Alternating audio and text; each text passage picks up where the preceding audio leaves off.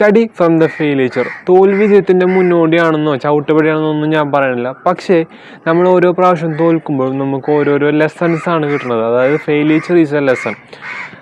ഇപ്പോൾ നമ്മളൊരു കാര്യം ചെയ്യുമ്പോൾ നമുക്ക് ആ ഒരു കാര്യം അച്ചീവ് ചെയ്യാൻ പറ്റില്ല അല്ലെങ്കിൽ കംപ്ലീറ്റ് ചെയ്യാൻ പറ്റില്ലെങ്കിൽ നമ്മൾ പഠിക്കണം. എന്തുകൊണ്ടാണ് നമുക്ക് ആ ഒരു കാര്യം കംപ്ലീറ്റ് ചെയ്യാൻ പറ്റാതിരുന്നത്, അല്ലെങ്കിൽ എന്തുകൊണ്ടാണ് എനിക്കത് അച്ചീവ് ചെയ്യാൻ പറ്റാതിരുന്നതെന്ന് നമ്മൾ ജസ്റ്റ് ഒന്ന് തിങ്ക് ചെയ്യുക. അപ്പോൾ തിങ്ക് ചെയ്യുമ്പോൾ ചിലപ്പോൾ നമുക്ക് തന്നെ അത് അനലൈസ് ചെയ്യാൻ പറ്റില്ല. നമ്മളെക്കുറിച്ച് ക്രിട്ടിസൈസ് ചെയ്യണ ഒരുപാട് ആൾക്കാരുണ്ടാവില്ല. അവരുടെ അടുത്ത് ചോദിക്കുക, എന്തുകൊണ്ടാണ് എനിക്കിത് നടക്കാണ്ടിരുന്നത്, എന്തുകൊണ്ടാണ് ഞാൻ അവിടെ ഫെയിലായി പോയതെന്ന് നമ്മളെക്കുറിച്ച് ക്രിട്ടിസൈസ് ചെയ്യണ ആൾക്കാരുടെ അടുത്ത് ചോദിക്കുക.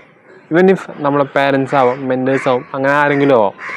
അവരെടുത്ത് ചോദിച്ചു കഴിഞ്ഞിട്ടുണ്ടെങ്കിൽ അവർ നമുക്ക് പറഞ്ഞിട്ടും നമ്മൾ എന്തുകൊണ്ടാണ് ആ ഒരു സ്റ്റേജിൽ ഫെയിലായത് അല്ലെങ്കിൽ നമുക്ക് അച്ചീവ് ചെയ്യാൻ പറ്റാതിരുന്നത്, നമ്മൾ ആ ഒരു ലെസൺ ഉൾക്കൊണ്ടുകൊണ്ട് പിന്നീട് ആ ഒരു കാര്യം ചെയ്യുമ്പോൾ നമുക്ക് ആ ഒരു ഫെയിലിയർ, ആ ഒരു മിസ്റ്റേക്ക് നമുക്ക് വരുത്താതെ മുന്നേറാൻ പറ്റും. സോ നമുക്ക് എന്തായാലും അടുത്തൊരു നല്ല വീഡിയോ കാണാം. അതുവരേക്കും ഇറ്റ്സ് മീ അദ്നാൻ.